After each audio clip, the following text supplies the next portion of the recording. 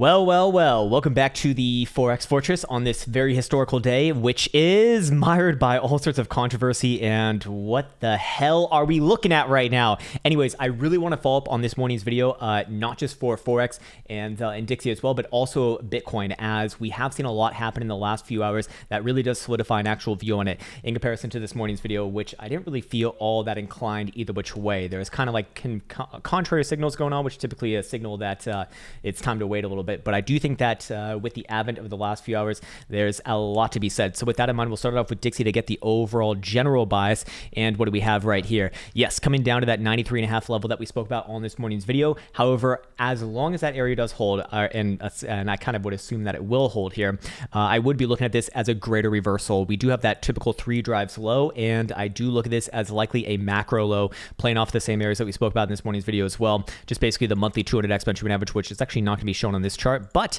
if you are looking at such, you can just visualize a nice little trend line coming in right there. And what do you know, coming in right around about that, right around actually 92.5 bucks. So with that in mind, I do think that it's still possible to actually get another drive down there. But long term, this is starting to look a lot more like a macro low. And 3 to 5 years down the road, I'm pretty damn bullish on this thing. So with that in mind, let's kind of come up with some biases here, because yes, short term, can it come down a little bit more? Yeah, I do think 93.5 probably does get tested. Anywhere around there is fine, but as long as the daily does close above that same level, 93.5, I am long-term bullish on this one and likely do see a momentous drive. Now, this is also going to be governed a lot by the political situation going on in America right now, mostly because not because the market really favors one candidate over the other. I mean, they're both just going to print to fucking heavens apparently, but what the market really does want to see is certainty. It hates uncertainty, loves certainty, and more sort of ambiguity going around this whole situation. It would likely throw a spanner in the works for this, but for right now, does look like it wants to hold it, and does look like we do have that reversal in progress. So short term, very short term, I'd be looking for a little bit more downside, which is probably going to amount to a slight bullish bias on many of the major US dollar pairings. Again, short term. However, daily and above, looking like we do have something in progress here. So with that in mind, let's start off with Aussie dollar and Aussie dollar. Oh my.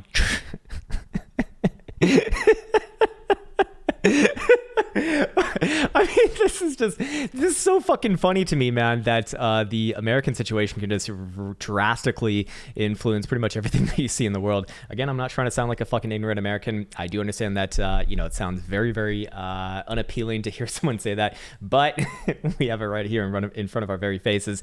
And yes, I believe yesterday we did have a target back up somewhere around this region. I don't believe I said 72.5. I believe I've said 72 and in 10 cents, of which we did get that. And now coming back down, do have a strong opinion on this one. Probably does try a little bit of a small rally off here, maybe towards like 71.5 region. However, is this one more long-term downside angle? Or actually, let's go down to a low-term time frame first. Yeah, probably does try another little small rally back up here. But I actually would be overall bearish on this one, looking for it to come back down towards the low 70-cent region, somewhere around 70.25 to what is this, about 70.40 all the way down to about 70.25 is where I'd be looking for it on a daily. So again, short term probably does try a little bit of a rally, but more so on the daily. To me, this still looks like a descending triangle in progress right here, and distribution at the top as far as the macro scale goes. I'm still phenomenally bearish on this one long term, and we are starting to see a lot of things shape up with each other, or shape up with itself right now. Moving on, what do we have on Cad Dollar right here? I imagine it's more or less the same as what we said from yesterday as well. Jesus fucking Christ. Yeah, we did get that move to the upside that we spoke about yesterday, somewhere around about 76 to 76.10-ish region. Actually even overshot that quite a fair bit, similar to what we saw in Aussie dollar, but you can suspect that such things are going to be afoot during times like these. Shout out to Foo Fighters for that song. Great song, by the way. But short term, probably does try, maybe tries another rally back up towards 75.80-ish region. However, I think it's quite clear on the daily, this one likely wants to come back down overall towards 75 lowish region, probably over the next few days. I don't think that this is happening today, probably not even tomorrow, but maybe around Friday this week or early next week. So again, short term probably does try a little bit of upside. Long term, still looking for some downside here. Again, credit to the weekly for kind of revealing all phenomenally shitty chart. Very bad chart. Sorry, Canadians out there, but but your national currency, similar to the Aussie dollar, is well reminiscent of a shitcoin. Anyways, yeah, I'm looking for this one to probably keel back on over the next few months, probably down towards 71 cent to maybe even 70 cent overall. Anyways, moving on to Swiss franc dollar, one of the more strong ones. Let's see what we got here. And short term, I would be looking for this one to pop back up actually a little bit more in comparison to the other ones. Likely back up towards about 110-ish region, and I don't know if I'd be as bearish on this one long term. I don't think I should probably reserve judgment for this one for right now. Short term, it is bullish, yes. Daily can still go either way. Weekly, or sorry, we were just on the daily right here. Yeah, daily can still go either way, and weekly is okay long term. I actually do like this one. Long term. So again, very, very short term, bullish. After that, I don't think that I have a strong enough read to say anything else other than that. Moving on to euro pound, what do we see here? Relatively similar to the first couple that we saw. Yeah, short-term upside probably does trade back up towards about 90 and a quarter, we'll call it. However, long-term, very fucking nasty right here. No, actually, no. Okay, hold on. I believe yesterday and the day prior, I was looking for this move down to about 89.5 cents. That has been had. So actually, I should be looking for a bounce off this level and probably a little bit higher than what I just currently postulated, somewhere around about 90.5 cents. So I think I will stick with that for now, actually, as it is putting in higher lows at the current moment in time. And looking at a weekly, it's a whole lot of nothing here, to be honest, on a weekly. If I had to call this one right now, actually would be short-term, medium-term, and long-term bullish on it, to be fair. So kind of a little bit of an outlier, but yes, it does exist right now, which is good because it breaks up the fucking monotony of looking at mostly the same pairings. Euro dollar, again, short-term. Have we already played out that upside move? Actually, might have already played out that upside move. I'm starting to get pretty damn bearish on this one.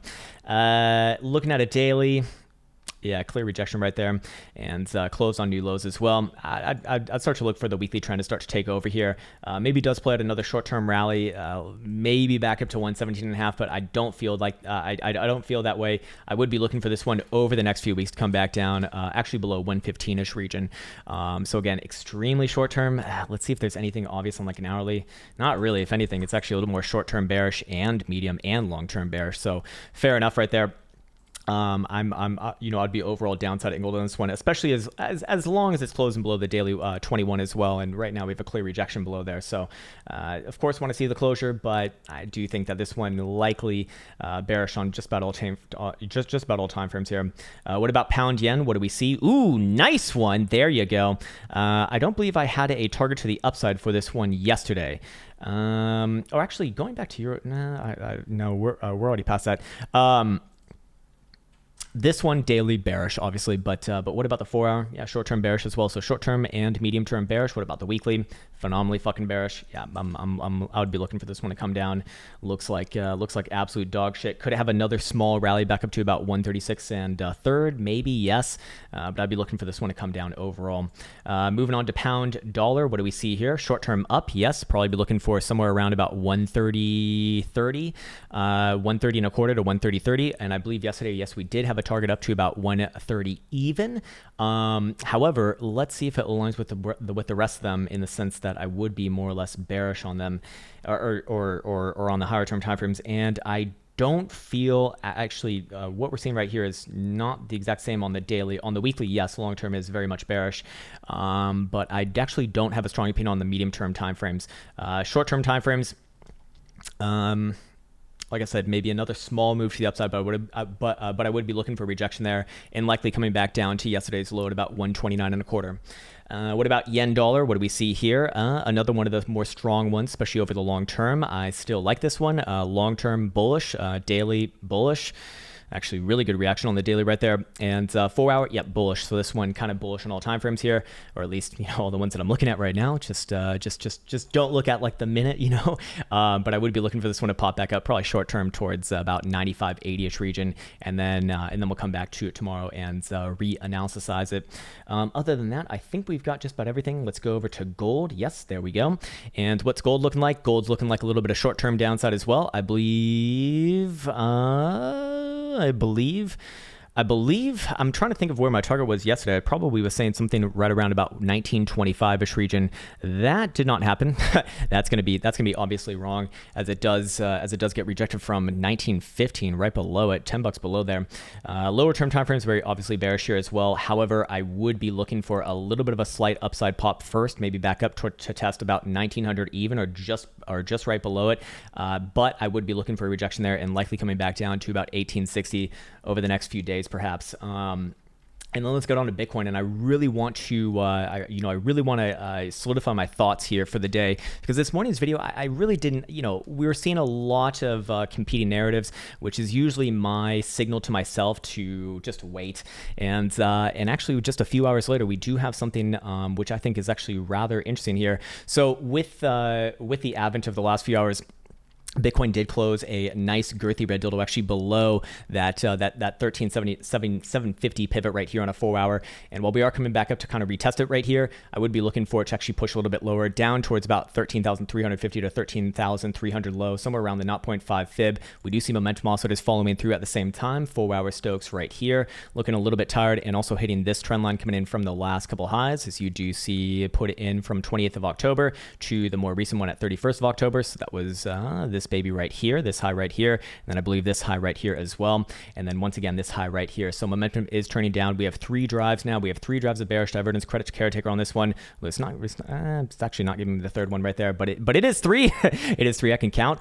And historical volatility percentile after redlining, likely to go into contraction phase, which means what? Well, within the context of this current range and the context of this current price action, likely means that we're going to fill out probably at the very least the short-term time frame range, which is between about here at about 13,750 all the way down to 13,3. However, I do believe, because it is a 4-hour, probably does carry on over into the medium-term time frame range, which incorporates the range from about 12.9 to 13.8, we'll call it. So with that in mind, I do think that is a little bit more solidified now. Obviously, can I be wrong on that? Yes, absolutely. You've seen me be wrong like plenty of fucking times. but more importantly, there's a nice and obvious pivot going on right here, right now. It's that 13.8, we'll call it, or even 13,750-ish region. But I think 13.8 acts a little bit better in line with the 942 fib right there. And as long as we're below that, yes, I do look for pressure down. Can it rally back up and test it? Yes, that's completely fine. But with momentum turning down and in bearish divergence on this time frame, I would look for this one to likely fall through to the downside. I think it's also a lot more obvious when we go back on over here and check out CMEs. I think CME is the most obvious chart right now, and this is what really threw me off about this morning's video. CME was kind of threatening a breakout on this ascending triangle right here, but as you can see, no closures above. In fact, 2 wicks above, and then go test the downside of the range. Now, might it give another try towards the upside? Yes, but until we actually get a full-on closure above this region, which if we were to make a correlation to spot price action, it'd be somewhere around about 13.8, we'll call it. So as long as there's no closures above there, especially on a 4-hour, I do not, Jesus Christ, I'm just looking at this comment over here. Everyone's political today, man. Everyone's a fucking political expert today. I still gotta say, man, hey, if you're into fucking politics, just remember, we're all on the same team. We're all on Team Human. At the end of the day, no matter which fucking gang wins, it's very little changes anyways, to be honest with you. So yes, looking at this right here, we will have a swing failure pattern. Actually, if we do, well, no, actually not really. We'll just have a pattern failure below about 13,650. But as it is right now, a couple of rejections at the top side. Yes, I am looking for this one to curl back onto the downside. Momentum oscillators on CMEs are a lot more obvious here too. 4-hour Stokes already crossing down, following that same trend line basically that we did look at on spot price action as well. So I would look for this one to likely follow through. Again, 4-hour Jewel is going to be probably giving us a decent sell signal here too, lined up for a perfect one over here, a pretty decent one right here, and with it lining up once again, I do think that this next one probably does get it. So fair enough, but technically speaking, I wouldn't really be looking for like a Jewel signal to play out, like likely getting a nice move here until we actually do break this proverbial trend line, which would be 13,650 on CMEs, and then yes, I would be looking for it to come back down. I'm curious also what the 12-hour looks like here as well. Yeah, 12-hour closing as a rejection here too. Is there anything on 12-hour momentum oscillators to be aware of? No, 12-hour stocks actually coming down. Yeah, so we were looking for this one on this morning's video here too. I guess I already have it in there, but actually it's going to be testing on the next one. But I do think after having a bit of a snake right here, usually you do see those actually bolt on through. I'm curious if we see the same thing on spot price action. Yes, indeed we do. And so while technically we're actually not even testing this as of the current moment in time, it does imply that we probably do come back down and test. And what do we have? Like another hour? No, actually another 22 minutes until the closure on this one. Nice. Or actually 21 minutes and 10 seconds to be exact. So by the time that I post this video, we will actually have clarity on the situation. Keep an eye on the 12-hour Stokes on spot price action. I'll be looking for that to play with the 4-hour that we saw in CMEs. And that can drive targets, like I said, down towards the 13.350-ish region, of which I would be looking for a small bounce there. I'd like to come back to things after that and re-announce size it, but presumably speaking, I'd be looking for a small bounce here, maybe bounces all the way back up to like 13.550 or 13.6, but I do believe that there would likely be continuation. Looking at all of the other signals that we were kind of getting implied all the way down to the lower end of this area right here, as of which I would be looking for a greater bounce at the 12.8 to 12.9 region. So with that in mind, it's probably a good place for me to shut this bitch off and and wish you the best once again. Of course, I do have to always say this will be wrong if Bitcoin does close any sort of a 2-hour doodle above 13.8. Could use a 4-hour here too. 4-hour 13.8, yeah, as well. More aggressive people will use 13.750. Not really much of a difference there. $50 in a range. So fair enough. With that said, take care and until next time.